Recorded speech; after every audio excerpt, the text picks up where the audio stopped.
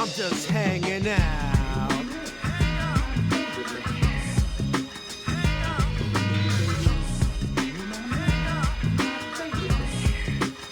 I'm just hanging out.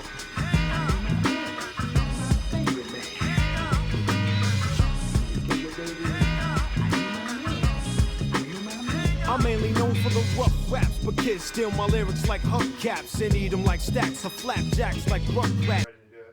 Righteous. Just hanging out, welcome back. It's been a hot minute. It's been a lot of stuff happening, man. But that's okay, because we're back at it. All right, episode, I don't know, I think we're calling this one 36, 37. I said I was going to stop doing that, but we're still doing it. We got a little guest here today, not so little, he's a big guy, big man. It is Mr. Eichmann's dad, you know. So, we're just going to shoot the shit. We're going to shoot the shit today. We're going to ask you about your life. We're going to get diving deep into it. Pops, if you want to give yourself a little intro, I don't mind. Just tell the boys what you're about. My name is Kenneth K. Eichmann. Pull the microphone closer to you a little bit. Kenneth K. Eichmann is my name. Zachariah is my son. Yes. The best thing you ever made. And I actually live in North Carolina now, and I'm up here for the holidays. Up here for the holidays. It's always a pleasure seeing Pops. I still got pictures on my phone of you. New. Enjoying it. It's good to be up here, but I still rat race here being retired. Yeah. I retired March 29th last year. Would you say that North Carolina's got a more slower pace than over here? Big time. Really? Great food, great music. And it's cheap. Anywhere you go, you're going to get fresh food. You're going to hear the best music. Is it live or it's either country, old country, classic rock, blues, obviously bluegrass. The best musicians, no matter what restaurant you go to, fresh food and great music, live or on the speakers. I was going to say, that's one thing I noticed too when I went to, because we went to North Carolina just on the border of Tennessee. Yeah. And, oh my God, it was Same thing. fucking nice. It was so nice out there. And everything tasted great. Everything tasted good. But I say cheap because when we went out there, I was like buying drinks. And I was just buying and buying and buying. I got the tab, it was like $30. I was like, what? I was like, I had like fucking 8 drinks here, man. We're by Asheville, so I guess it gets a little expensive out there. what's cool is everywhere's a brewery. Yeah. Every little bar, A little closer to your face. there's a brewery everywhere. It's everywhere. The live music and a brewery, and they make their own beer. Most of these places. No. Whoa. So it's cool. It's Get Joel IPA out heaven. there. Oh yeah, that's IPA heaven out there. My little brother's supposed to be moving out there. Eventually, sometime It's soon. beautiful. Is he going to be in North Carolina or is he going to be South Yeah, Carolina? oh shit, that's a good question. I thought it was North Carolina. I mean, you're only, 2 hours away from South Carolina where you're at? No, I'm It's south. I'm North. 45 minutes from Greenville. 40 minutes from. So you're not that Greenville. far from South No, Carolina. we're right on the western border of North Carolina, South Carolina. We're not far from Kentucky, but it's a lot of driving to get 100 miles. Yeah. I love driving there. Yeah, I mean, Yeah. I guess the next thing I would say is, let's talk about, obviously I'm a musician, been playing my entire life, and it all started with this guy. Being supportive, you never forced me into it. You just said, hey, here's a drum set, figure it out, and it's kind of what I took it from there, I guess, at that point. But, let's talk about what got you started, who inspired you, when you first picked up the bass, what was the, because you got the bass thrown at you, it wasn't anything you were picking, you got someone throw it to you, right? That's what happened? Well, So describe it, let's go, get into it. I've had a crazy life. I lived in Alaska at that time, 5th and 6th grade, and I first started playing drums in school, being in 5th grade in Alaska, Cordova, Alaska. I did not know you lived in Alaska. And my neighbor across the street bought a Sears and Roebuck double bass set. This is like 73, 72, I don't know, yeah, something like that. Yeah, about 72. And he had a friend in our little small town. It was a fishing village. You had to fly in, you can't drive in. And he had a bass and amp there at his house. And he never came over. So I would come over and I don't know, he picked it up. But I did play drums in school, and then I picked up the bass. My first song I learned was Not Your Stepping Stone by the Monkees, and that's when the addiction started. Well, what kept you up with it? Because kids pick up instruments all the time. How many kids do you know when you were growing up? I play guitar. As soon as I did it, I knew. I've always been a bass player. I can play guitar chords and. You do some pretty cool shit on guitar. But can't do. I'm 100% started as a bass player, and drums, which is crazy, but I played drums in school till 8th grade, and I got kicked out, being a little bit of a rebel and not showing up for a rehearsal, and they made an example out of me. Hence, I never did that again. If you want to know anybody that's crazy about being on time, and I can tell you many times going on, we're going to be up at 5 in the morning, we're going to be leaving for our vacation. If we're not in the car at 5 in the morning, this guy is amped up, jumping up and down, like, get the fuck going. That makes sense. I hate being late. I hate being late. I hate people being anxiety late. ridden. I'd rather be an hour earlier than a second late. Yeah, it's right. It's just anxiety. It just fucking drives me crazy. You must have fucking had it out with you, dude. You were always late, bro. Yeah, he's like his mother. Yeah, She no, was always well, late. it depends. Like, I'm never late to work. I'm always on time to work. I never call off. It's just something, I don't know. Sometimes I'm just like.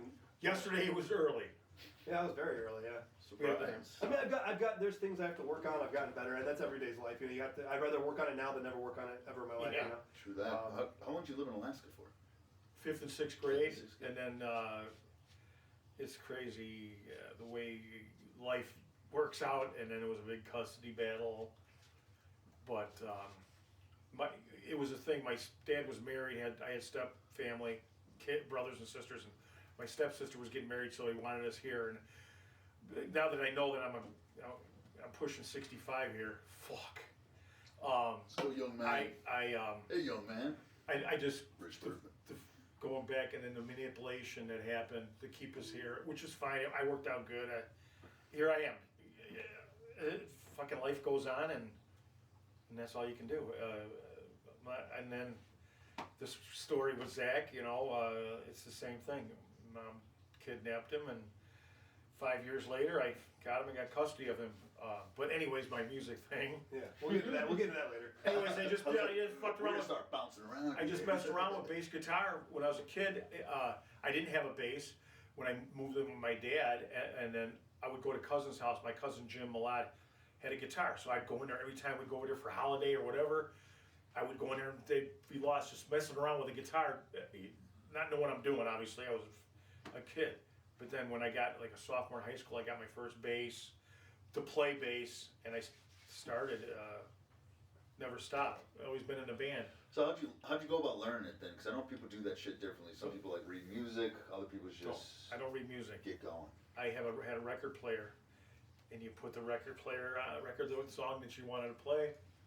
You just figured it out. Figure it out. Okay, I don't know. That makes sense. I've always wanted to play an instrument. Man. I just figured it out, and No, I believe it. I believe some people will say there's no such thing as like God-given gifts. It's just a skill thing, and if you keep doing it, it's not that, because there's just some people. Like, you obviously have to pick something up and be like, okay, I like this, and whether you're good at it right away or not, you got to make the decision of like, I want to dedicate my time to get better at this. I think God has something to do with the gift, because there is something, because I've played with people that think they're good, but you know what? I shouldn't say. I'm not saying bad, but you just. There's no reality check. There's no reality check. But I guarantee you, if I played with Victor Wood, he'd be like, "Who's this guy? You just start playing."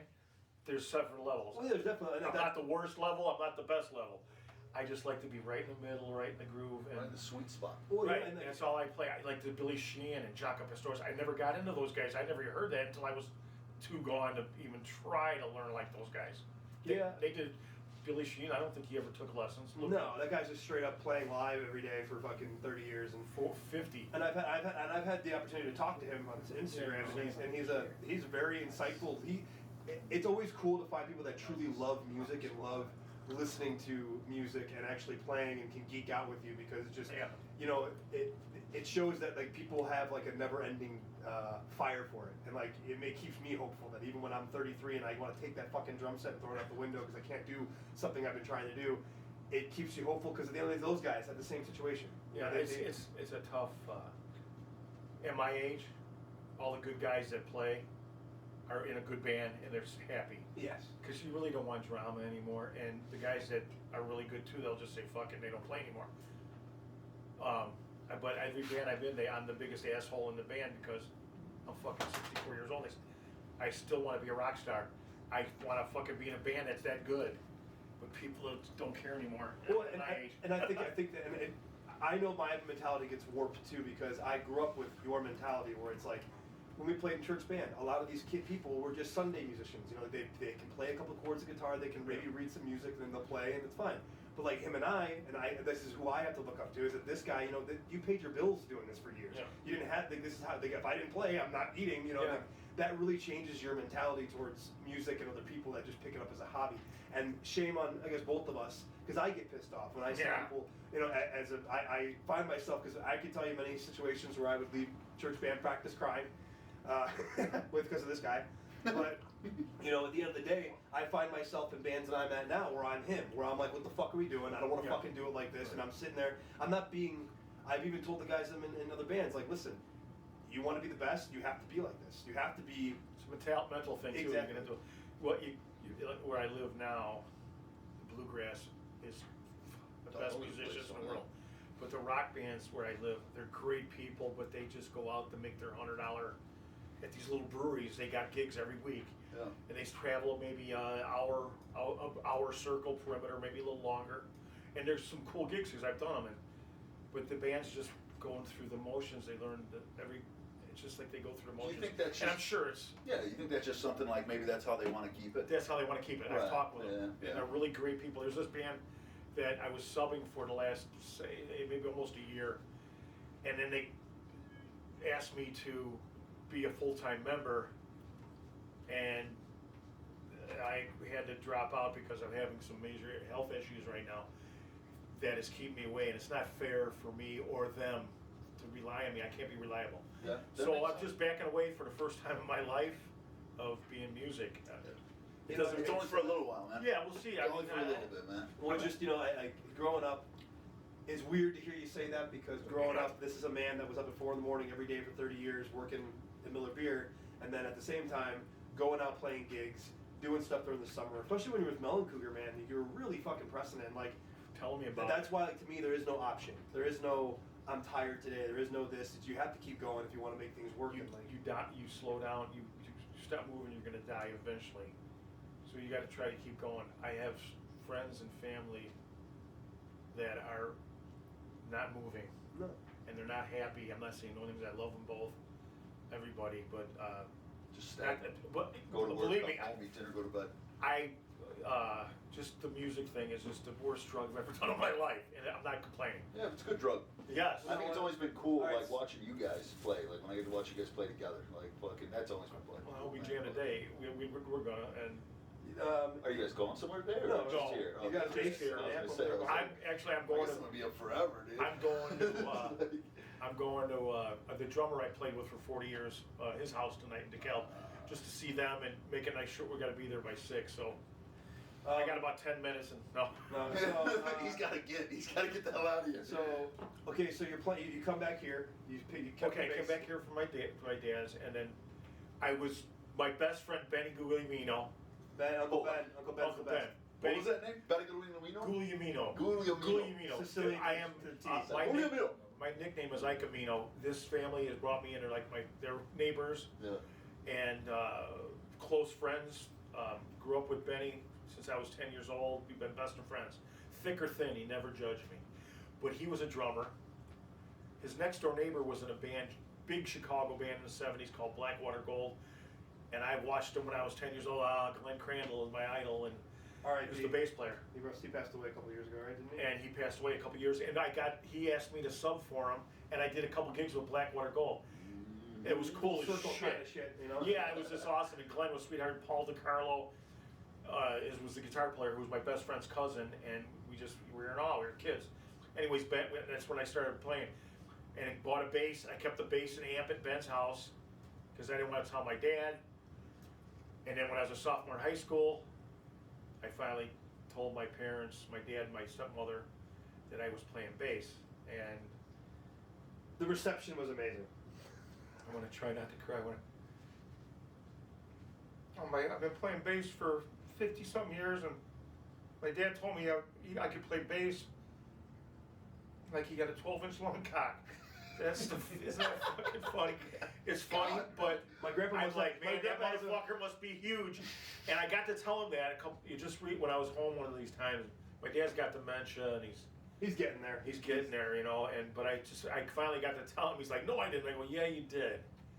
but I guess it must be huge because I'm still playing. So it kind of works out. He kind of set himself up to say something shitty that works out for him in the end, no matter what happens. But anyways, that's another. Got a huge cocker. My son's a great bass player. It's like, you know. Either one works, Can't really man. get upset about that, you know. But so you're playing bass, you know. I bounced around here, just learning songs as a kid, you know, band, and then I finally got in a band when I was a senior in high school. Frost, right? No, Elixir? that was Benny and Devin. That's not what we're doing with fucking nothing. Was that Frost. Yeah, it was a cool name, but no talent. And I'm not saying I was good. I was nothing. I could barely play. And then I got in a band with Bob Scardino. That was Elixir, right? Pretty No, What was that was called? Rocks. Rocks? We did my senior year in high school. We did a talent show. We were called Head Rush. That's a good name. Yeah, it was awesome.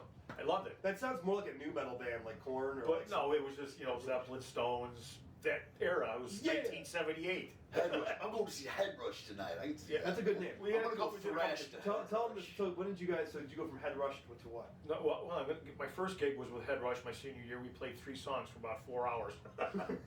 Rocky Mountain Way was probably an hour and 20 minutes song. That's fucking hilarious. But no, then I wanted more. Went through a couple little local guys playing in bands. No, nothing. And then there was a friend of mine that I grew up in high school. I know play guitar. I go to a party and this fucking band's playing. I haven't seen him for a long time. Long hairs. I'm like, what the fuck? Killer band. I knew the bass player.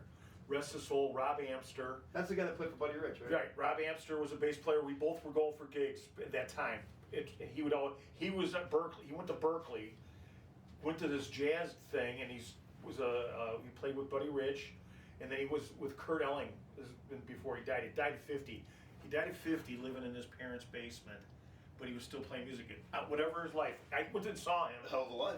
Yeah, but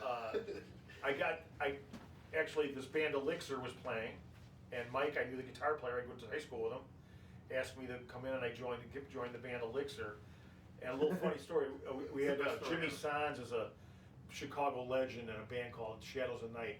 Their famous song was Gloria. It was written by Van Morrison, but they made it huge. They were like the garage band thing, killer band. But he was this lead singer, Jimmy Sands, was our sound man, and he would introduce us. He'd go, "Ladies and gentlemen, Elixir." Elixir. Elixir. I Every time. guess that's us. Now, this guy, he did first gig. I was in a bar. We were our dressing room was the kitchen of Rocket North. It was a bar in Wisconsin, and we're changing, and he's like, "What? You afraid to get naked in front of men?" No, okay. We were getting all fucked up after the gig, and this chick wants to give him his number. He whips his dick out. She writes her phone number on his dick. I watched it. I've never heard that one. I want to be a rock star. That's the Jimmy better Sands. days, man. The better days. That's fucking Because we do that right now, man. I don't know. Rest It might his be soul. problems, dude. Although, I don't know. Women having voices and shit nowadays. No, fuck. They want to do that crazy. They'll do anything for a band member. Yeah, no. That's great, man. You got, I guess keep going. Keep going. And then Elixir turned in that. We had a freaking douchebag singer. He looked awesome, long hair, skinny, olive skin, just a stud. He was an okay singer, but he was a fucking moron. And then we ended up breaking up, sort of. And I went and played with this band I think it was called Love Hunter. Their bass player went to play with Trouble. You guys probably know they're like one of the pioneers of metal before Metallica. Same kind of music. You all right? Yeah, sorry. So I play with them. It was never any chemistry with that band. And then Lath, the guitar player, and Elixir, we were doing something again. So we got together, started rehearsing as a band and auditioning singers. And we went to I didn't tell this band Love Hunter I was doing this. So then we're auditioning, and then the singer walks down and auditions for our band. We didn't. He was pissed off that I was there. I'm like, what are you doing here? Anyway, so we ended up auditioning singers, and then we had a female come in. Fucking comes in, she falls down the stairs, and get her up. And Evie ended up being our singer. She was a character, but she was a visionary. Rest her soul. She passed away, I think, in 2013. Long time ago. 2013. She was a visionary. We got doing videos. They're not freaking what they are, but we did them ourselves.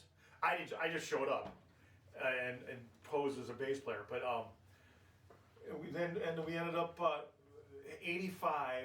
It was at the end because it was I'm not gonna say nothing bad, but things didn't go.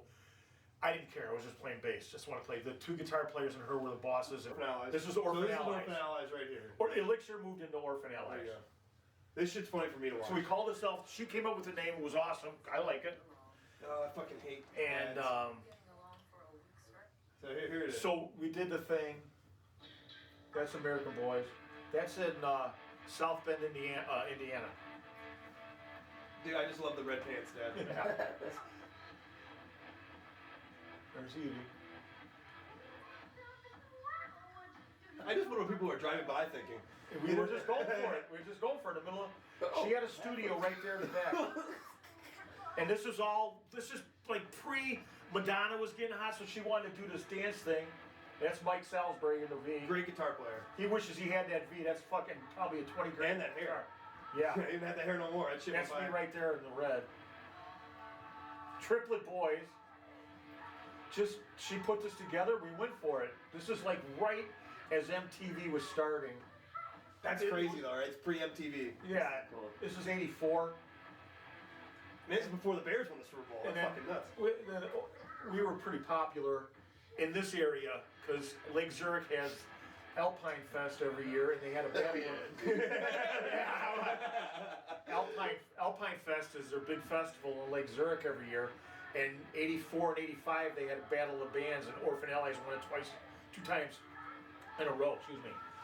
Great singer. Yeah, So this stuff, this is what makes it different. That shit, like being able to do this kind of stuff and dance It and was be. goofy. It was sort of a, I don't know, whatever. You can see how raw it is. But it was fun, and we went upstairs, smoked a little weed, came down and partied. It was cold, but whatever. That's what I remember this guy, goofballs, these triplets. At the end, you'll see they made Rick Frigette is a metal fabricator, and he made this harness for that little kid playing guitar.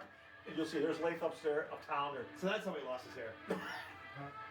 That's Dave Turcotte, the black with the blonde. He's passed away. That's his brother in the sunglasses. And all these black kids were like in and dancing. We're like, fuck yeah, it's cool as shit. I didn't care. This is like a low budget thriller. Oh, big time. low budget. A budget so low, it's. We should redo this. I'm thinking we should I redo don't this. know about Mike Salisbury being a part of that, but No. Well, you guys. We can replace. This little kid. So we had a lot of fun. You were trying to be rock stars. I'll show one more, and then when we get to Ivory Tiger, I I'll show want Ivory to. Tiger. Hold on, there's one more. Because all I did was just type in your name. Here, this one's my favorite though, because there's like. This is a sort of. What's this? No, 3. It's over. Oh yeah, this is a sort of, we're trying to be a video. We're lip syncing. Well, we're all lip syncing. This is like inner studio He looks in great. South Bend. This is I'm in the back, way in the back. You don't even see me in this video. Poor Rick wasn't even there. You can just see. Yeah, you can't see Rick at all. Just a little bit at the end. Is this the chick that was fucking? Yeah, she fucked everything up, man. She was talented as fucking. We loved her, and when she came down, there was something you knew. When she fell down the stairs. Bush. Well, she I should talk had her about boobs that. done, braces. She had a cool husband. They had a '63 vet. Oh, She'd drive it down. We'd go out and get beer and shit. She'd let her take us. Yeah, right, let's go. And here's Rick. Still friends with all those guys, except for one of them. why? We're not going to get into that. We're not going to get into that That's today. specifically not going to get into that. This like, No, it makes me want to hear it, man. I'll tell you privately. All right, fair enough. And so yeah, but, should I keep going or? Yeah, it's fine. Anyway, so Elixir, we got this. We actually go with names, and she came up with Orphan Allies. We're like, cool, man. I like it. Well, it's like they've got that Iron Maiden, Judas Priest. It's got that kind of like vibe. Right. And so we did our thing, trying to be rock stars. We didn't want to be rock stars. We were playing almost so many gigs that would showcase our band because we want to be rock stars. In '85, everybody was fucking not good, you know. And Mike Salisbury came up to me, said he had this concept that he wanted to start another band and call it Ivory Tiger. I'm like, fuck yeah, I'm in. Me and him were soulmates in music, and we asked our drummer from Orphan Allies to join us, and he just kept blowing us off. And we're like, okay.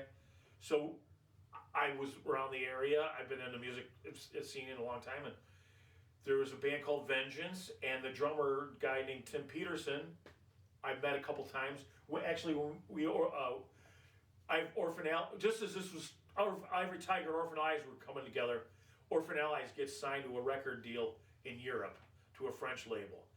So we were broke up.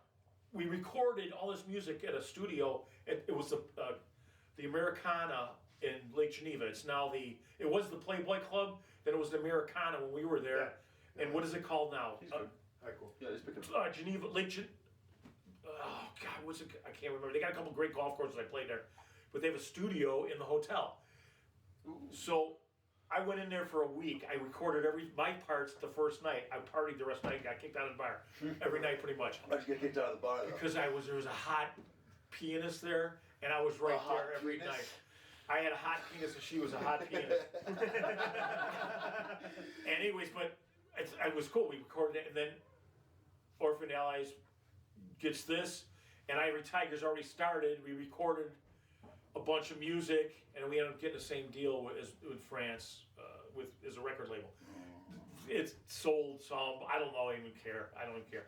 But so we did that. Ivory Tiger, just trying to be rock stars. Played around the area in Chicago. Only it was tough. And then probably 2 or 3 years of that, we were playing a fucking dive bar in Fox Lake. There's many of those in Fox Lake. Yeah, and a good friend of ours introduced to us, actually Crazy. You're good. Everything. A good friend of ours, Crazy, his ex-wife's husband was a songwriter musician. He came out and saw us, Doug Daly, and he's like, hey, he wanted Mike to record his songs. And we never heard him or nothing. And so Mike went and did them. And Mike said, hey, I got a band. Why don't we record these songs for you? Bang.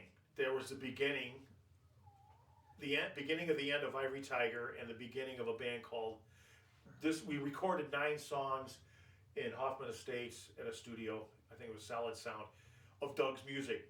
Killer fucking rock music. It's on Spotify. It's called, and then we changed the name called Amber Rose. We moved to Florida.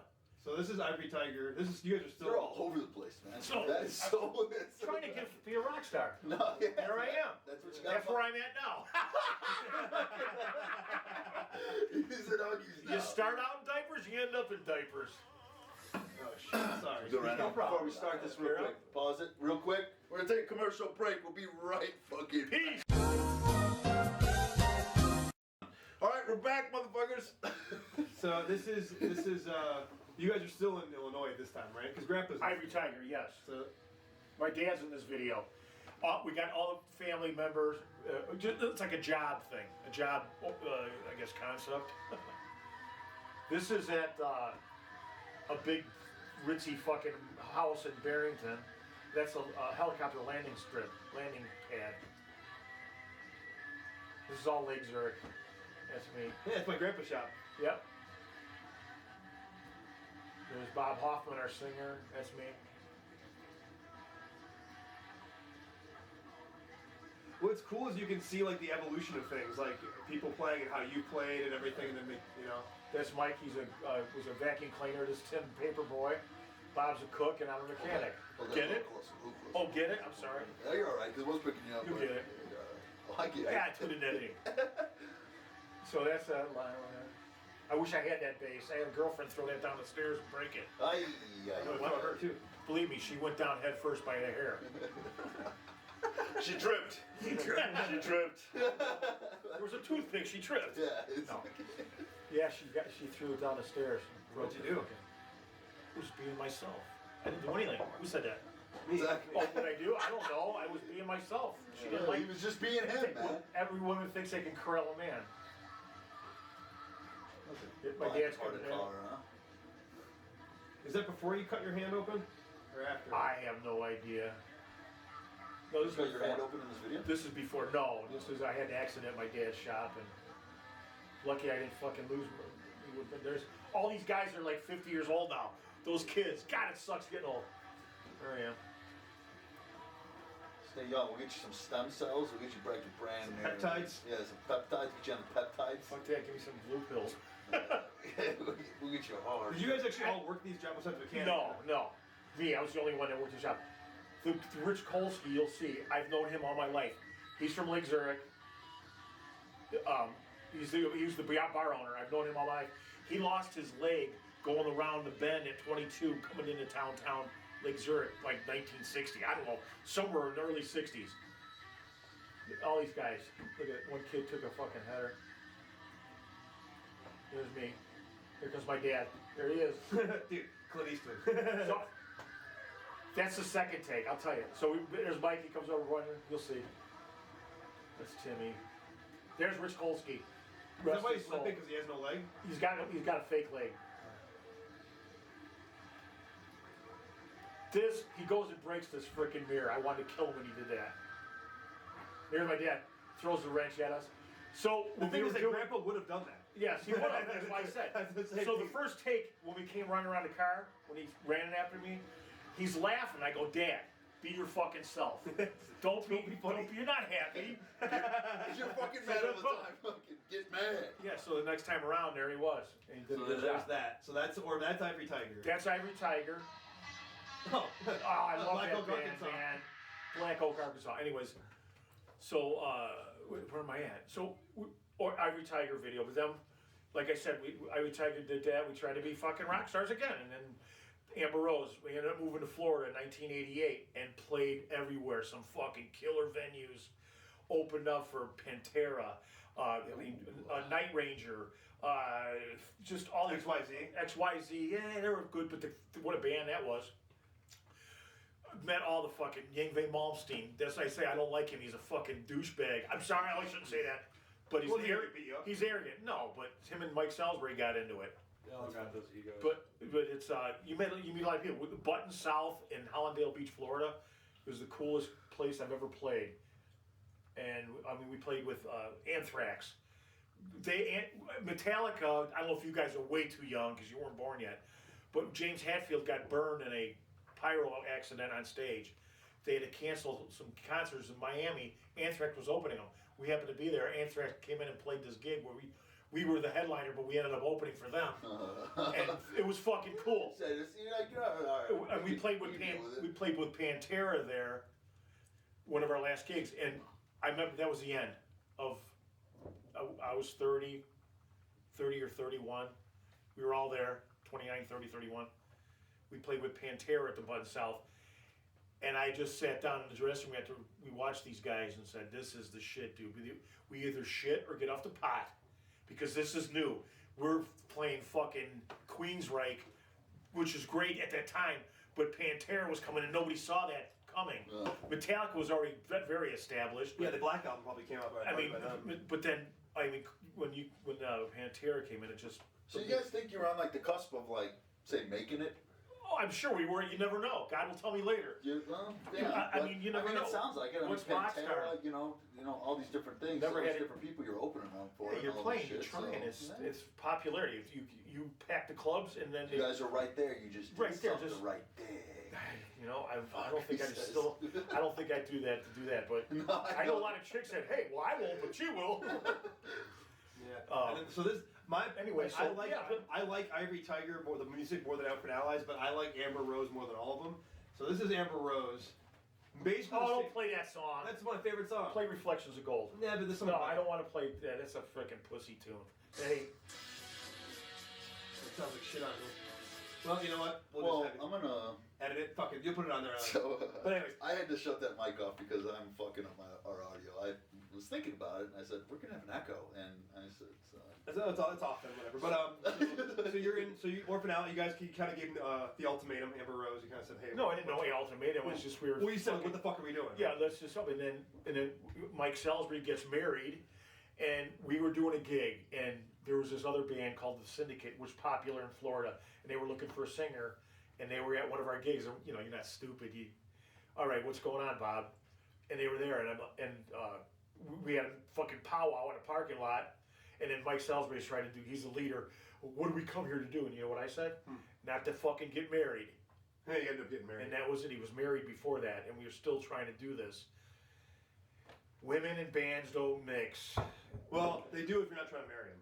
Yeah. Women, most things don't mix. Only thing they mix is the sheets. All right, let's don't get into the women thing. I have the fucking best wife in the world. Oh, that's funny. But anyways, I love my girlfriend. I think she's Yeah, I love great. my She wife does very support much. me in everything. I'm just talking shit, babe. Don't get crazy. so anyways, I did that till 91, full time, and then am I going to this? Yeah. I went. Hey, I fellas met- back there. Stop talking. I can hear you. I met my wife, my No. first Zach's mom, on the road in a band. Businesswoman, business suit, hot, gorgeous, not a fucking mini skirt to the clit. And we ended up getting married. The band was done. We ended up getting married. I needed a job. We didn't get married yet. I needed a job. Only thing I could get, I got offered was adult bookstore, being a clerk. At Oh, I thought you were going somewhere else with that. I No. go, Zach, you've never told me. My I dad did. was a porn Okay, star. I see. I was. Everybody. We would have to watch it. We would have to You watch should it. be wearing this shit, dude. We should watch that. So I got into Bonerville. the adult video business just because I needed a job. Well, 6 years of that, I kept good living and ended up getting divorced and then in 1997, 6 years I worked at this place. Fuck, I couldn't. The people I've met in my life, just musically, but the people in that, it's just I've never seen a girl chase dick as hard as a man does, and I just don't get it. But hey, no harm, no foul. Don't touch me. But it's the way it is. If that's your choice, Your hands are clean, man. have fun. That's what turns you on. That's But So, did you have to clean the loads up or what? what? Like No, I was just a clerk. Okay, good. Pass out quarters, sell fucking videos. He said, I'm not cleaning your load. I would have. Yeah, just say, No, they had a hired guy do it. oh, there's something that had.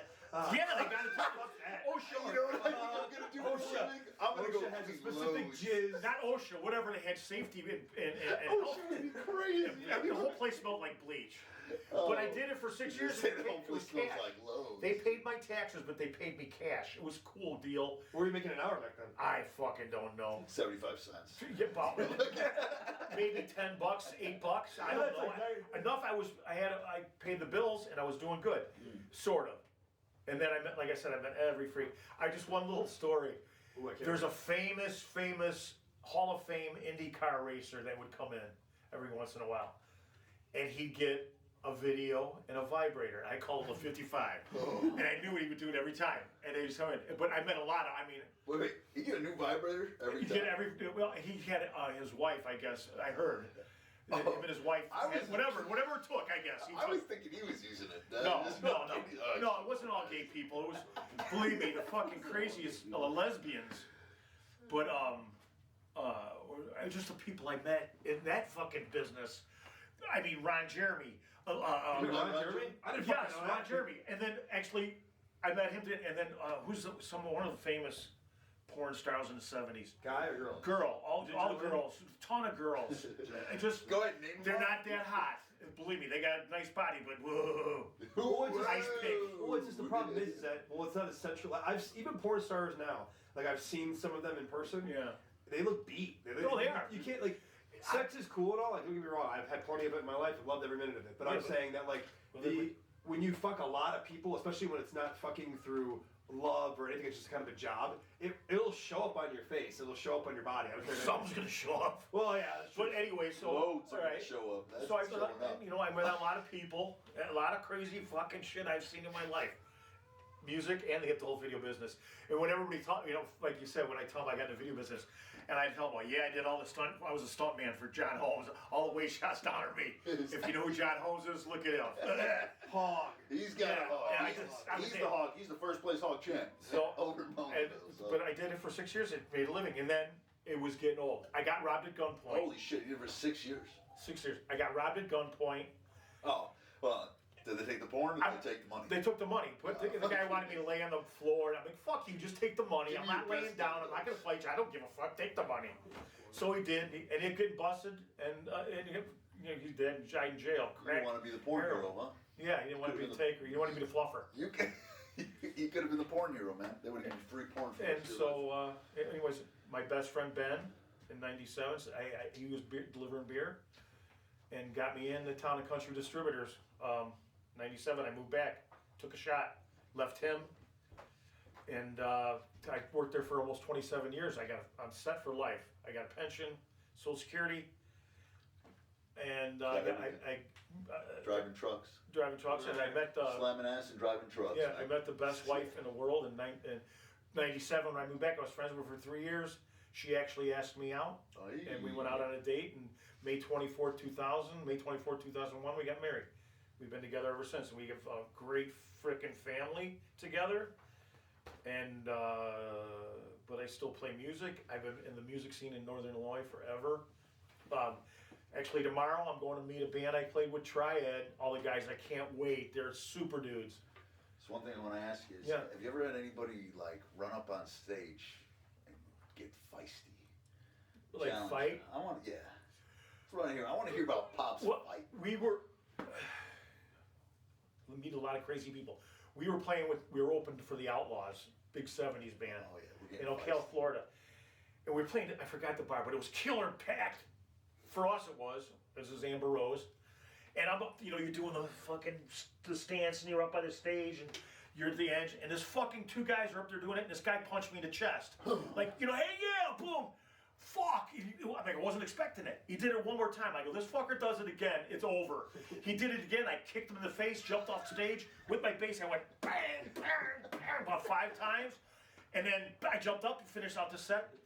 And my brother, Scott, who was one of our roadies, we're in Ocala, Florida. He's like, what the fuck, this guy just came back, blood everywhere. He punched me in the chest. But I'm not saying I'm a badass, I just fucking, everybody has their limits. And, Everyone's got their fight stories. yeah, you got any fight stories. Oh, yeah. But I'd rather fuck than fight. Oh, yeah. well, yeah. That's what I tell everybody. I've been in, if you gotta take Tell care of yourself. everybody if I'm staring at you, I either want to fuck you or I want to fight you. Yeah. Now, fuck can be a couple different things. Fighting is just I want to fucking do violence upon you. I want to commit violence. Fuck wise, like I stare at Zach. I'm not gonna try and fuck you. No. That'd be bad. Damn. Maybe fuck look at him backwards. Yeah, show him the cheeks. How about Maybe that I can hair have he's to, got? but- That's the other thing. Grab the mayor, put a pair of tits on you, call you Sally. But Not fond of Sally. I'm more of an you want to be a Andrea. Barbara? It gives you like a Gloria. I'm more of a Jordan. Ooh. So I moved back and I get in a relationship, and I had before the relationship I had Zach up here a couple times when he was a little kid. Christmas of '98, I didn't see him for 5 years. His mom disappeared with him, and I moved on. I got married. Never lost faith that I'm going to find him, and we got a card with an address on it, and with his picture, I was in 4th grade or something, I don't know, whatever, from his mom. But no contact. Then I find out she's in Illinois, in Chicago, trying to find her down. This is before I got with my wife. If you're in Chicago, I was in first grade. I was in first grade if you were in Chicago. Whatever, they were at a apartment building that I went to, and anybody here, if you ever have problems, don't lose it on if you like I had with my son, where you have no control, and don't lose it with the cops. I didn't get in trouble because thank God I was smart enough to wait, but I was borderline because I was ready to lose it and kill everybody in the hotel room or wherever it was. Nobody would help me. They called the cops. And then the cops came in, and I knew I better shut up or I'm going to be in worse trouble. So I left, and then she called me. I talked to him for the first time in 5 years. He was in 3rd or 4th grade. No, it's probably not. It was not. It was long after that little thing.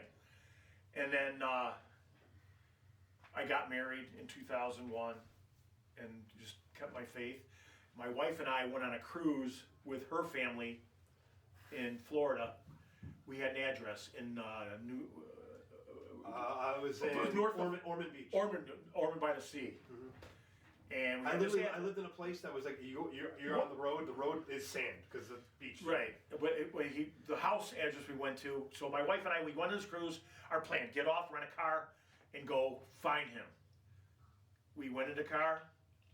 We found the address, we drive up and there's a, whatever sheriff, county sheriff, the police county sheriff, whatever, car sitting in the driveway. I'm like, oh fuck, this is not gonna be good.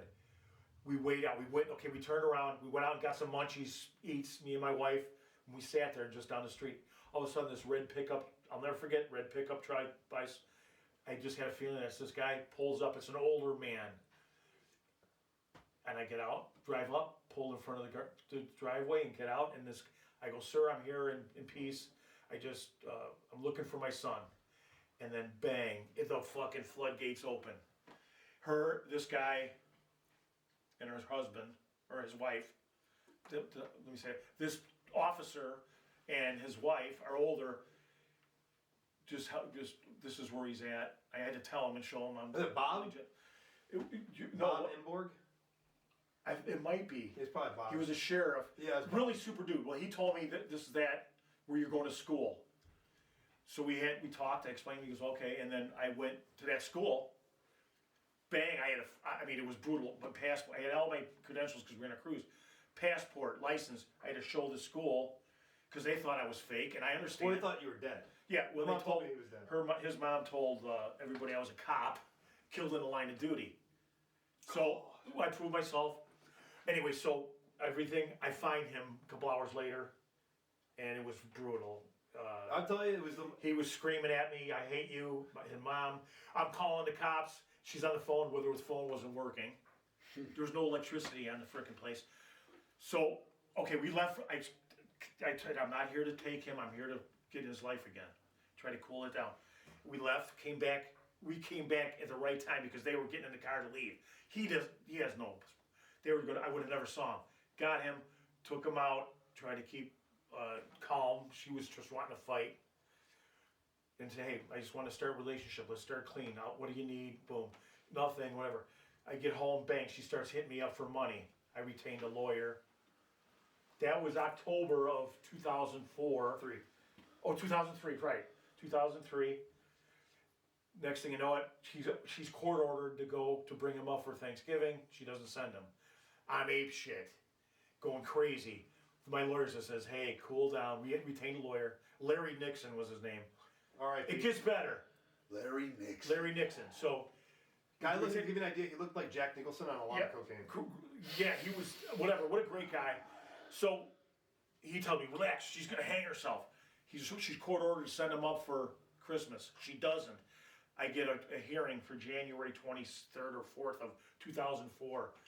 I have to be there. I wasn't told to be there till the day before. I went to court. So bang, I go to work. I leave work, drive to Midway, get a ticket and fly down.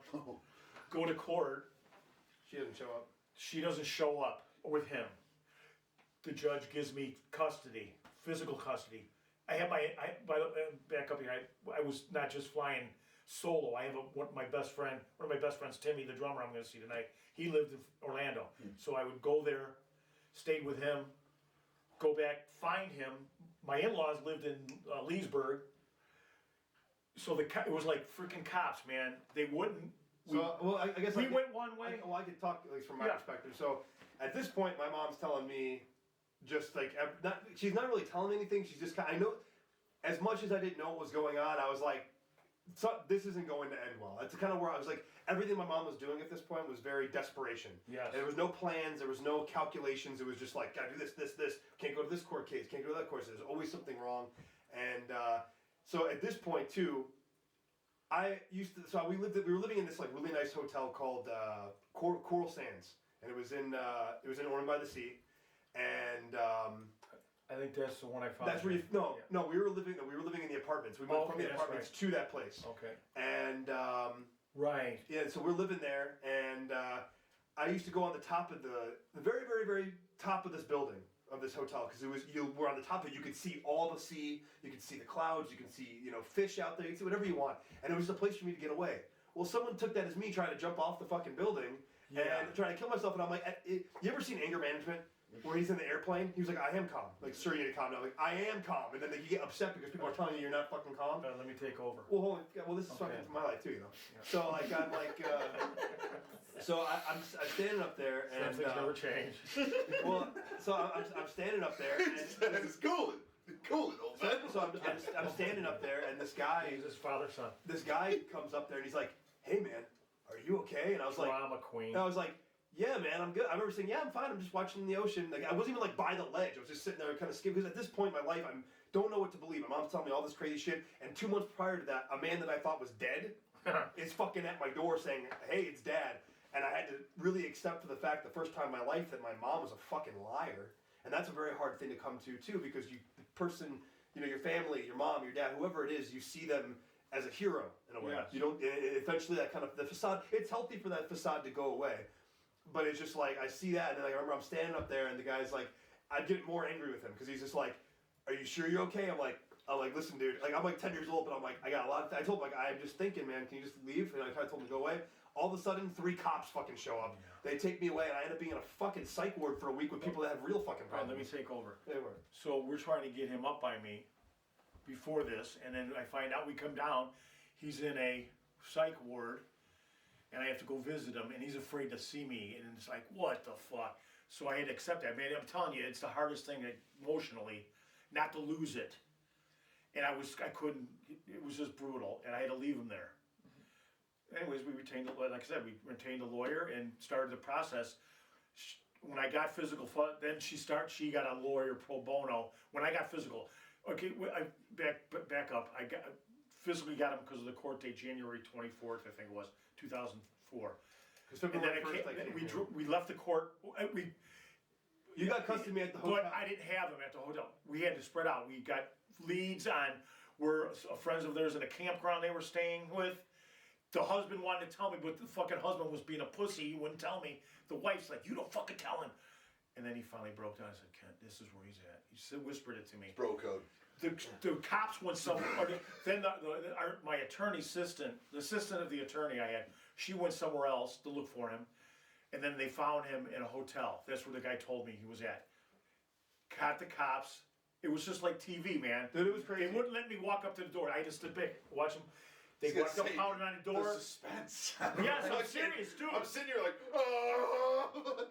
I'm serious. I mean, fuck, I'm No, freaking out. Well, It's it's just because like having a kid now, like I can understand kind of what like you're going through. Like, It's all you're about the kid. Fucking losing it, man. Like I was losing it in the goddamn when my girl was giving birth because the doctor's so fucking retarded. Yeah, so I can only understand like, oh, dude, You yeah, can't- yeah. unless you're a losing your parent. goddamn mind. Yeah. It's the same with family members. If you love your friend, your family, you can't. You're getting, for some stupid reason, you can't see them or be with them. So we got him out of the hotel, and I bolted. I didn't tell anybody. I went to my mother-in-law and father-in-law's in Leesburg and stayed there for 2 days, and then we flew back here, and bang. I'll tell you that I'll never forget that day because my mom and I went and got food, and we were driving back to the hotel room, and I went to the hotel room in there, and that whole day just felt funky. It was like I was saying bye, and I wasn't. It was really weird. I didn't know what was going on. And we were fucking hiding under the bed when the cops came. And I fucking opened up that door, and the cop was like, "Listen, Michelle, like it's over. Like he basically told her like it sounds like 19. That jig is up, you know. Like, it just sounds like That jig is up. You know what I mean? Hand over the child. That's It's crazy. It's crazy how life goes. But I have an awesome wife that took Zach in like his. Yeah, she's her own. I have a great step. When he walked into my house in in Crystal Lake, he had a drum set ready to go. We had him set up. We only had a 3-bedroom home with 2. My wife had 2 sons, but we had an office. My wife had an office. We made that a bedroom for him. But Ben walked right in. He right into his own bedroom, everything. And then I had to go through the process of going back and forth to court. So this went to a freaking trial during the Daytona 500. So we stayed at the hotel, the Hilton Hotel in Daytona. Hold that thought. Ladies and gentlemen, the suspense is real. We're gonna be right fucking back. Sorry. We're back? You fucks. Fuck you. Anyway, so it goes to trial, and for it was in Daytona, in the Daytona courts. I'm gonna think. So we go to court. We're staying at the Hotel Hilton in Daytona, and it's during the Daytona 500, and I'm staying next to Darrell Waltrip. All these freaking famous drivers. I did not say. I said, I didn't want to. I had too much Fanboy. shit going on. So it was first day of court. You're the next day, fanboy and you're like, I Well, gotta get my kid. we had Zach. So we go to the next day. We go to court. First day of court, and it's brutal right from the beginning. Is that from when I was a freshman in high school? Is this when, No, when I finally thought it was testified? before. No. Was it? No, I was a freshman in high school when I finally testified. Okay, so no, I thought you were younger. No, I was a freshman. Okay, listen. Trust So, me. anyway, so yeah, it was a couple of years later. Where am I at? So well, I'll give you a backstory. So at this point, I've lived here for about 4 or 5 years. No, not that far. It was only a couple of years. I'm No, telling you. because it was fifth grade. Last fifth grade, my freshman year is when we finally Okay. did it. So All right. I would say so about 4 years. I'm losing it myself. Well, it's about 4 years. I've lived here for a while. I developed friends. Yeah. I mean, at this point, Austin's been. my All friend. you guys, I think, were. I know Austin's. Austin's my oldest friend here. Yeah, I know he was around. Ross, I knew Josh, but I wasn't like close with him, and I didn't make Kyle yet. I had He not. fucking little bullied me, dude. No, I wasn't. He had a mohawk. He's fucking mean. Anyway, so I got stories to go about him. Go ahead. But so at this point, like I've accepted this is where I want to be. Like I want to be with my father, and I want to stay here. And it's not just that; it's just the life. Like I never had stability before I came here. Like I was constantly moving, constantly turmoil. There's never anything like though my mom thought she was doing a good job pretending like everything was okay at some points. You see other kids, you see their parents, you see how these people act, and how most people are. I'm just gonna say one little thing we found out when she was here, before I got custody. A apartment landlord. We contacted him looking for Anita. She did. Anyway, she was not doing good things. Had him in a wheelchair and saying he was autistic. Oh yeah, In a really. wheelchair. Yeah, we had, And just We had a whole playing the- podcast. we had the life story of Zachariah Eichmann. Trust me. And it was just crazy. You're finding this shit out. Oh yeah, no, yeah, So- yeah. And when I got, then we go through this court. I just could only imagine it through your eyes, man. It was- As a friend, it's one thing of him telling me this. I'm Oh. like, Jesus Louises, but like, is it my kid? I'd be like, Well, what the fuck? Believe me, I had a what the fuck moment where you wanted to kill everybody, and it's Yeah. frustrating. But all I can say is, everyone listen, don't. If you ever have a custody battle, don't get stupid. Don't show your passion or your emotions because it's just going to hurt you. And but anyways, like we go to court the first day, we got the morning session. They're asking me that I'm because my last name's Eichmann. I'm a white supremacist Nazi relative Because- Adolf Eichmann. Because And that's been happening to me all my life. But Pretty it's like, crazy. the one thing is, what is that? But in court, I'm in court. Those guys That's raise why- their kids So pretty she's well. going like that, and my lawyer, he right there, he almost goes to contempt because he says, "Yeah, and Richard Nixon's my dad." Boom, the judge was on him. I will hold you in contempt. When I'm sitting there and she's talking all this shit about me, and I stood up and I almost got in trouble, but I sat down and was like, okay, reality check. So they break for lunch. We go to Zach and I and Denise go to a restaurant to have lunch, and we go, and I was just fucking giving, and I wanted to have a beer to take off. My wife's like, no, don't have a beer. I didn't have a beer. I didn't have nothing. We go back. We're starting, and I noticed my ex-wife she's like, all these weird facial modes. Her lipstick, mommy dearest, white face, red lipstick. And we're like, fuck, and I go to my lawyer, hey, something's up with her. She's Acting all goofy. fucked up. I remember that. Kaboom. My lawyer says something, and then the lawyer stops the trial right there. We noticed, too, the bailiff said something before I ever did. That got there. She had to get drug tested right there. She was not on nothing illegal. It was all prescription. But it was a lot. She was not allowed to drive him, so she had to come to my hotel. Yeah. And no, you're not taking him anywhere. Then, okay, after that, I get custody. It's a week trial, bang. Waste of fucking money. I spent almost $100,000 on this. And it's just like, fuck. But it didn't matter. I don't care about the money. I never have. Never cared about money in my life. Look at this guy. Yeah, look at this guy. He's on the doll now. He's Still got got a the jean fucking jacket dollar. on. He He's got bought a this denim from jacket. But And I bought you that denim jacket. Don't Yes, you you did. Oh, you fucking yeah, you did. So like, I don't know. At this point, so this was after. At the end of this, there was a point where they brought me in, and I wasn't in a trial room.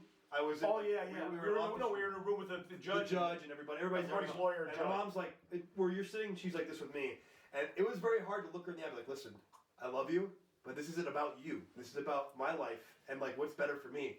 And like, I don't know what this judge thought I was gonna be like, but he must have thought that I was like retarded or something, because he was like blown away that I could speak so well for myself. Well, When they started doing this, he asked Zach about if he thinks I'm a white supremacist or a Nazi. Zach said, no, those people need to be in death or something, you said. Well, I think it was just like, my thing was just like, He was 9, 10 years, 11. no, I was 15. I don't think you were I was that old. telling you I was 15. I just remember like, when they asked me that question, I was like, okay, first of all, what does that matter? Like, it's like, okay, again, like, see, the Richard Nixon thing, like you said. Grasping a straw. Well, yeah, just trying to make it something out. It's basically what it is to pull emotion out of anybody. let's be honest, white supremacists aren't that bad of people. No, they just like.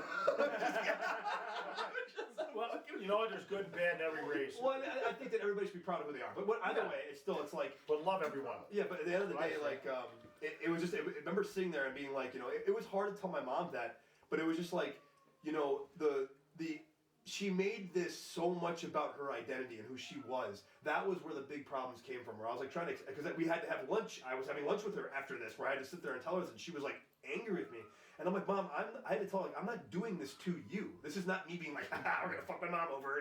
It's me being like, I have a life here. You don't have a life where you're at. It's gonna be constant problems. I was like, Mom, you've always been like that. You always are in court. You're always doing some shit. We're always living in a car. I was like, I don't want to live my life like that, man. I'm not gonna I wouldn't do it with my children. And it was a moment of clarity she had, but my mom was so far gone in drugs at the time and so far gone. She liked the opiates. Well, she had mental issues, and she was so far gone at this point in her life that nothing I could have said to her would have made sense to her and why I was doing this.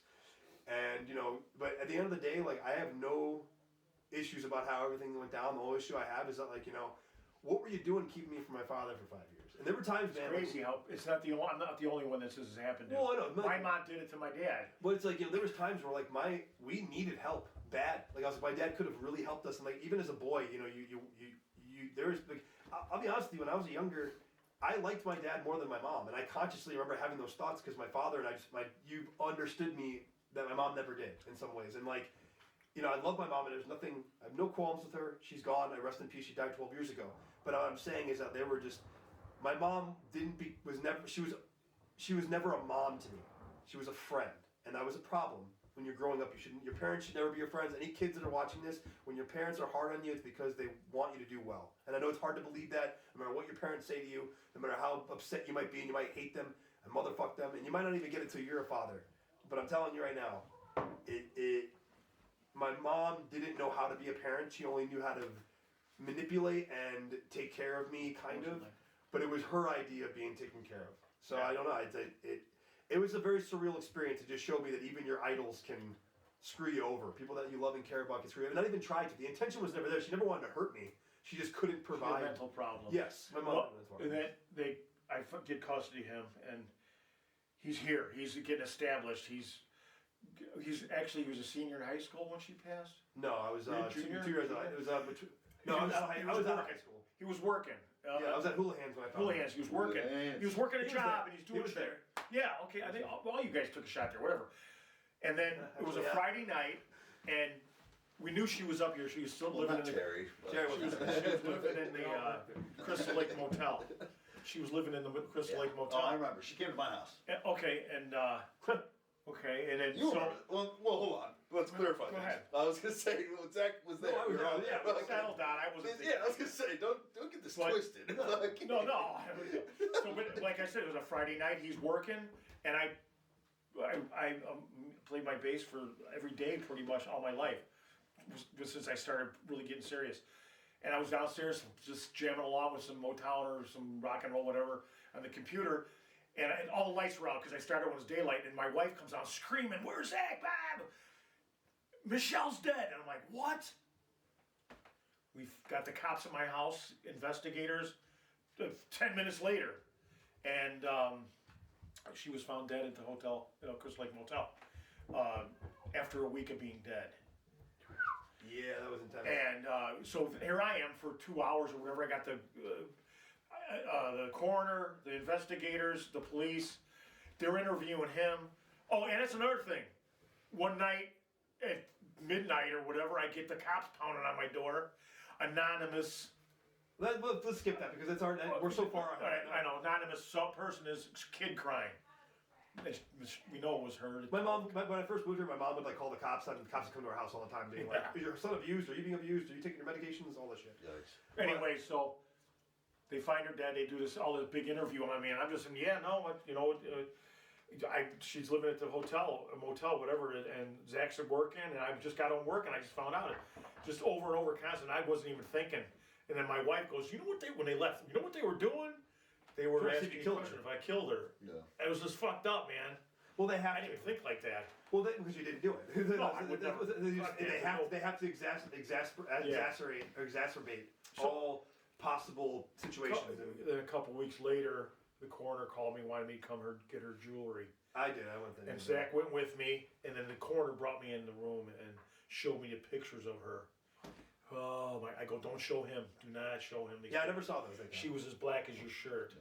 The only reason I could tell it was her is her hair. She had beautiful brown, long, thick hair, and that she was black as coal. Her skin.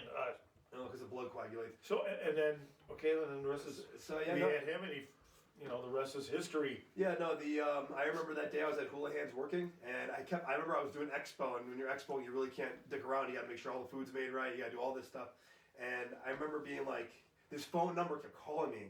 I'm like, who the fuck? I was like, who the fuck's calling me? So I call back. I'm like, this is the Crystal Lake Police. And instantly, my butthole goes like this because I'm like, oh fuck, what did I do? Who did this? I don't know what's going on. And they said, we have your mom here. And so I figured my mom got arrested for something or something happened. Because I was her only real established contact. The only reason why they knew who the fuck I was is because they had her cell phone and they got I was charged because they were able to find out who I was, and she was texting some guy named Zachariah. So obviously it's your son. And they were like, I remember they said, your mother is, I don't remember her exact words, that your mother is dead. I think it was that was, and I remember being like, boo. It's like I remember my ears just getting, it's the loudest white noise you've ever heard in your life. Just like, and I was like, what? And then I remember I dropped the phone, and then they called me back, and I just told them, I'm at work. I was like, I gotta go. And I remember I go outside. And did I pick you up? Yes, you did. Because I didn't have a car at the time. Wasn't sure. And I remember the funniest thing ever is that everybody at that fucking place, besides the friends I knew that worked there, were absolutely horrible to me. They were so mean to me. They treated me like shit, and they all couldn't wait to come outside while I'm crying my eyes out to hug me and be there for me. And I remember it being like, only one of them, Rachel. I gave Rachel a pass because Rachel was a friend of mine. She was nice to me. But everybody else, I was like, get the fuck away from me. I was like, I want to see like him and like the people like him. Yeah, Get the fuck out of my face. And they all look at me like I'm the asshole. And I'm just like, what do you think? I'm going to be friends with you after you've like not invited me to parties, not done, Right. Just stupid shit. I don't care about it. Those people, a lot of those people are stuck in their own ways, and it is what it is. And at the time of my life, at that age, I was a faggot, so it didn't matter. But anyways, Wait a minute. well, not He says, hold on a second. well, more or less just trying to figure out who I was as an adult, and people don't care. People that aren't on a journey like that will never understand it, and they think that you're wrong for it. But either way, I remember I went to. It helped me believe in life after death, though, or something, because when I was a kid, I was very afraid of death, and I think I was more afraid of people just leaving me. And I remember my mom telling me, she knew I loved Led Zeppelin. That's not a surprise. Everybody knows that. And I remember my mom saying, you know what? When I pass away, Cashmere by Led Zeppelin, when you find out that I'm gone, we'll play at some point that day to let you know I'm okay. And, when he picked me up, it was on the radio when he picked me up. And so, as much as my mom, did some horrible things, I like to think that she, made her peace with God or whoever she had made a peace with. And she went to heaven, or if there's a heaven or whatever is out there. Yeah. Because, I did love her very much. I always wondered, if she would have gotten herself help. If I wouldn't have, she would have been fine, but she never wanted to get help. She never wanted to do anything. She wanted to self-medicate. And, but it really helped me realize that, this is nothing. The skin, the hair, all this is all bullshit. And it's what inside of you that matters. And that's what lives on. And there is something out there. Yeah. People that say there isn't are people they're the dumbest people you ever meet in your life. They're retarded. I don't care how. You can't say that. You can't. You really can't. It's your belief. And Might be just scared. No, I'm sorry, but when there's irrefutable evidence from men writing about it thousands of years ago, from everything. We'll find out. I'm gonna, you gotta live every day as the fullest and do what you want, and don't let anybody tell you not to. That's what I do. I mean, you know, Just like be dad happy. tell me what he told me That's about. it, man. I think that whole live every day to your fullest. I mean, obviously you're not As every much as day. you can. I don't think you are every day. Obviously, because you have shit you got to do. I think every day should just be happiness. Yes, you That's gotta. it. Anybody. It's all about happiness. It's all. hard. That's all about how you pursue the day. You wake up in the morning, if you're like, "Fuck, I got to go to work," and I fucking hate this shit. Your day's fucked. Your whole day's fucked. I do it at work all the time with all these fucking miserable cunts at my job. All these miserable bitches at my job are always complaining. Man, the fucking job. It's like, hey, why don't you shut the fuck up and Right. find something better? Right. You know, I And tell I'm some of these happy. people that I've invested into this. I've invested into these things, and they Yes. go, "Oh, like do you make money on it?" I'm like, "No, I don't, man. But it takes not time. about And when that. you want to do something better with your life, you got to invest in things." And they go, "Oh, God." If It's like, you're both, you know what's gonna happen to you, man? You're gonna be here for the rest of your life, and you probably won't even reach 50. And then at the end of it, when you're dying, you're just gonna say, "What did I do with my fucking life? You did this. You worked at the chem factory." I'm always trying to push people to do things, but that's my main thing is just be happy. Just Yeah. wake up and say, "Fuck yeah, it's gonna be a good day." it Let's goes get to work, quick. man. I am just Yeah. telling you, fucking time flies. I'm sitting there, and a couple weeks ago, I was having a conversation with a friend of mine about my insurance stuff that was on, and I had to get insurance for myself before I turned 7 months insurance I had to get because my insurance for my union, my eligibility expired November 30th, so I had to get insurance for December and then 6 months till I'm 65.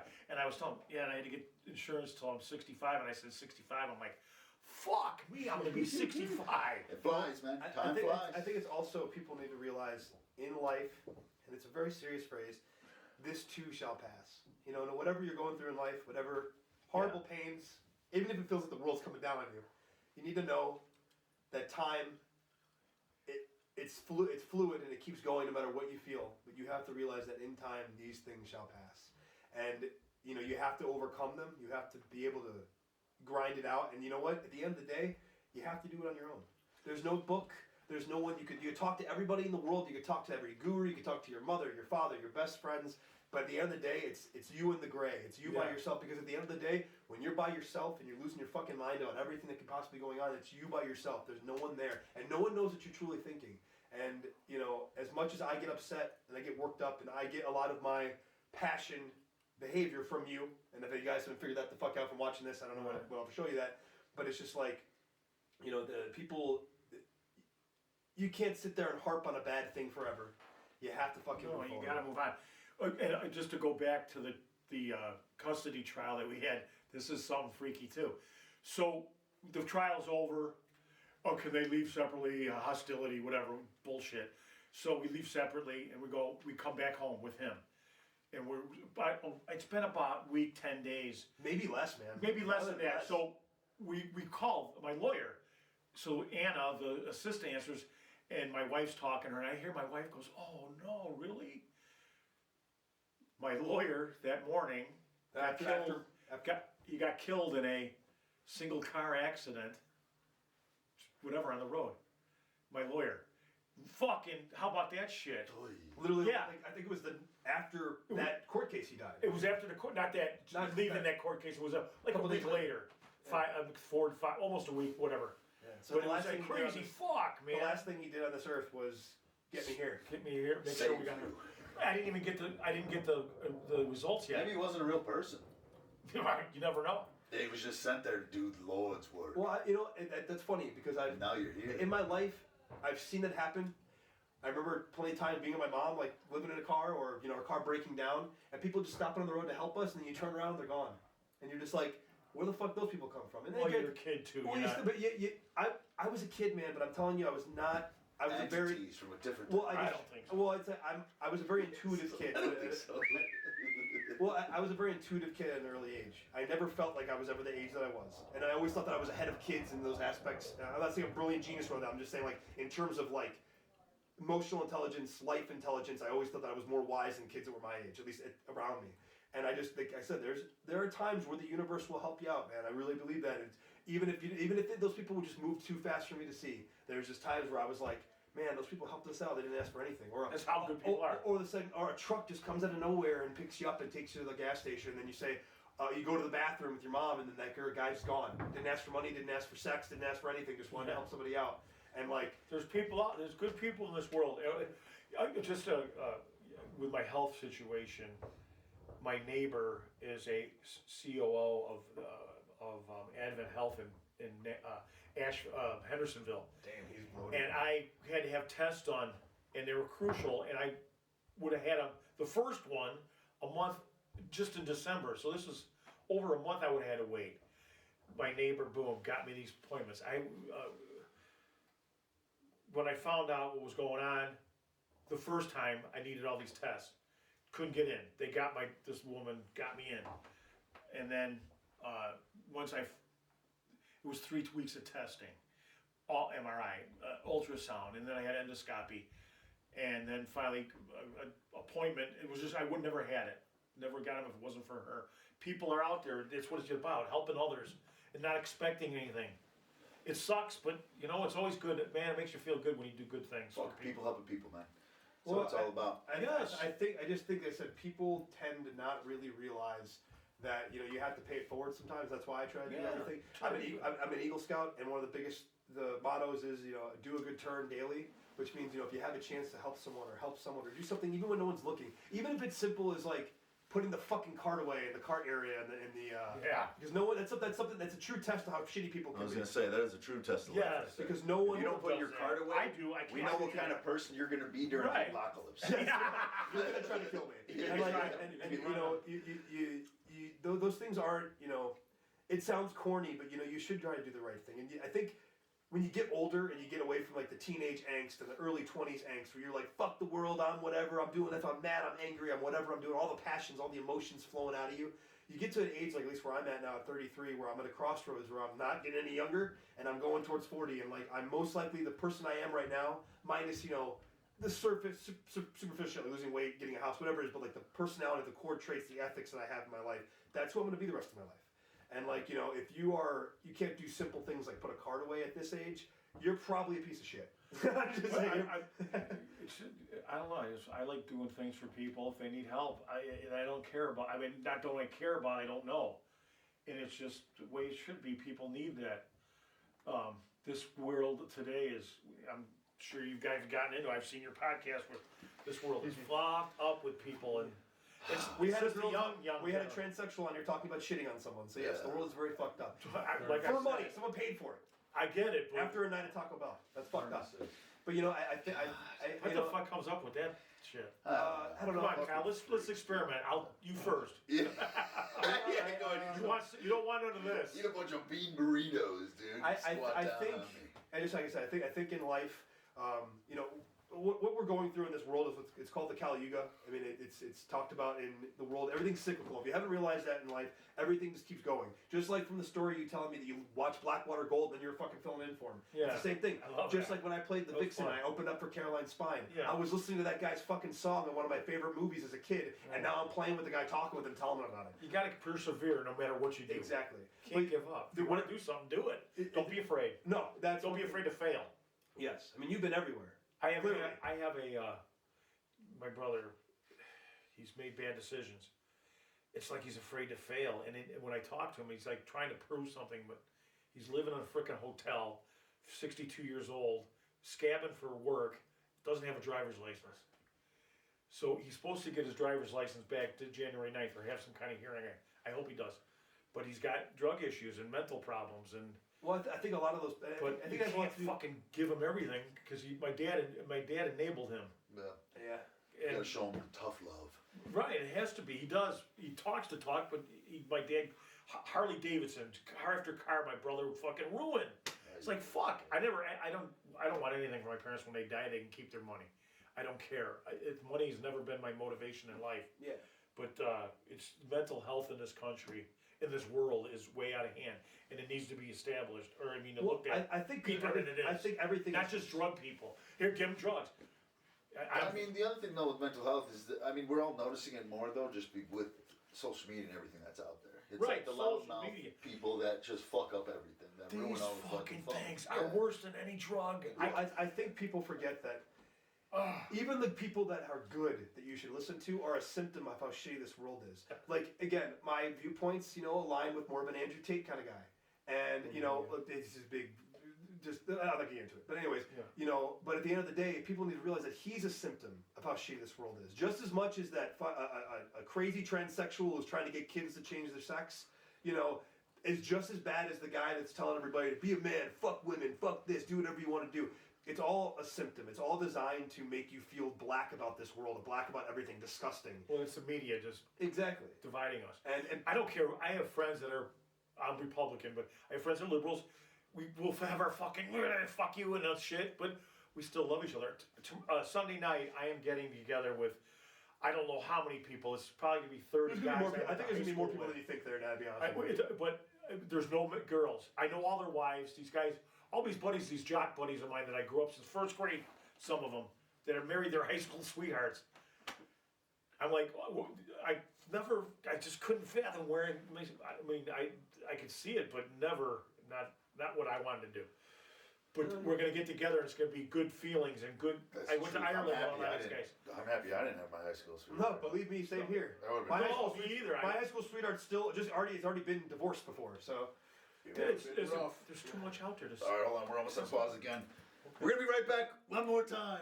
Oh. Ladies and gentlemen, we're back for the last time. Where were we at?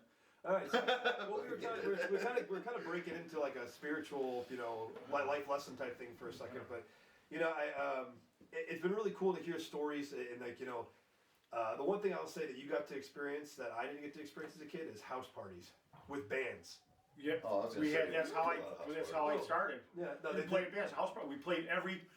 I wasn't a freak. We had freaks and jocks. I wasn't a freak. I think my friends called me a frock because I fucking party with the freaks and I party with the jocks. They were just as big as. Well, I'd say, you know, the thing about you is that same with me is I had a very like wide group of friends. Same with I like hang out with anybody. I don't care who you are. But I played all the parties. I played all the jock parties, all the freak parties, and it was awesome. Yeah, That's just the way you gotta we be. never get to have that. We did get the record for most tickets given at one time, though. That one time at Carrie's house. No one got. Not me. That was so Not crazy. this guy. He did not. He ran. There was I made we the would right have decision. somebody would get a keg of beer and go out to a field, Carnegie's Field in Lake Zurich. Carnegie, Yeah. big properties all over Lake Zurich, and we go out there. Nothing. Everyone just make a fire maybe, and we just drink, party, bullshit, smoke a little weed, or somebody, whatever, and that was it. Nobody, no drugs, no crazy shit you got found underneath your freaking your parents' sink. We had a good amount of drugs at the parties. But it was oh yeah, I'm sure because it's involved. Remember the guy? Remember that one I time? never was a druggie though. I just weed. The fun. I'll never forget that time we were in that basement at that party with Jake Dubbin, and the one guy was like, this guy was telling, like, we're all just doing drugs together, and it's like, you know how like when you're doing drugs with people, I'm not trying to be a dick guy, but you know you're doing drugs with people, and then you're sitting in the corner and you're listening to them talk and shit, and you just let them talk because you just want to do their drugs. And this one guy was like this, he's like this tall, and he had nails, like long nails, and he's like, yeah, I have these, so if I get in a fight, I dig my nails into people. And Kyle and I looked at him, and I remember thinking, like, if that guy put his fucking nails in me, I'm pretty sure I would fucking squeeze his head till it popped. Like, I'm not even, like, not even like a thought. You thought he had it down. Well, that was crazy though. That guy that was the same night with the guy with the Jägermeister. We saw this guy, this gigantic. He looked like Jake Cochran, who's drinking Jägermeister. Like, I looked at him like, this guy's gonna be bad. At the end of the night, he's sitting in a chair in the middle. It was like everybody was waiting for him to do it. He throws up a black moat of Jägermeister all around, and whoever the mom of this house is fucking being like, get him out of here! And then the cops surround the place, and him and I are trying to fall asleep in his car. We got lucky. Oh, there's a friend. Your mom being a friend. Yeah. Let's have a party at my house. Oh, it was not a party. No way. That was like a fucking like. That was a banger. Like huge. Like I would have been pissed if that was my house. And this guy's just puking up a black moat, just like it was like back away. You know, it was so bad. So a little rock and roll story here. Yeah. I was dating this freaking hot blonde. She looked like Deborah Norville. Everybody thought it was Deborah Norville. No, what are you crazy? Who the fuck's that? She was hot. She was a TV blonde news girl. She was hot, but we would go out. She was crazy. We bang in every party we went to. There was a ton. Every weekend there was a house party, but it was cool. We'd bang in their washroom, no matter what it was. The best one, we did a Christmas party in Hoffman, or in what's that Mundelein? Not Mundelein, not Libertyville. What's Outside? No. Not Waukegan, not that far. Where the Hawthorne Mall Like is. Villa? No. Villa Lake? I forgot the I'm name just of saying it. things now. Anyway, so it's a ritzy freaking house. There's a galley washroom in the middle of the freaking house. There's probably 100 people. I mean, we were adults. We weren't teenage or high school kids. We were in our early 20s. It was a nice Christmas party. There's 100 people in this house, or maybe whatever, 50. I'm exaggerating, but it was packed. And I'm banging my girlfriend in this washroom, in the galley washroom, and the party's going on around us. Yeah, baby. That was rock and roll. That's the best story to end it with, man. I think that was the best thing to end it with, dude. Like we do. We're gonna wrap it up. Yes, sir. We're gonna wrap it up. Yeah, Are we at an hour and a half? Yeah, hour and a half. Wow, it was just fun, guys. Hour and a half. And trust me, we're expecting to have you back. I'll be back. You're coming back. They call me Arnold. And they do. I'll be back, he says. Fuck yeah. Arnold, Well, the until angry next inch. time. Listen, that's been another episode of Just Hanging Out. Thanks for tuning in. Don't forget to like, comment, subscribe, motherfuckers. Just remember, you can prick your finger, just don't finger your prick. Don't figure your prick. Papa Eichmann, Ken Eichmann, the bass with the. It's fine. I got nothing today, man. It's been a long night. I haven't slept at all. Okay, until next time, motherfuckers. Woo!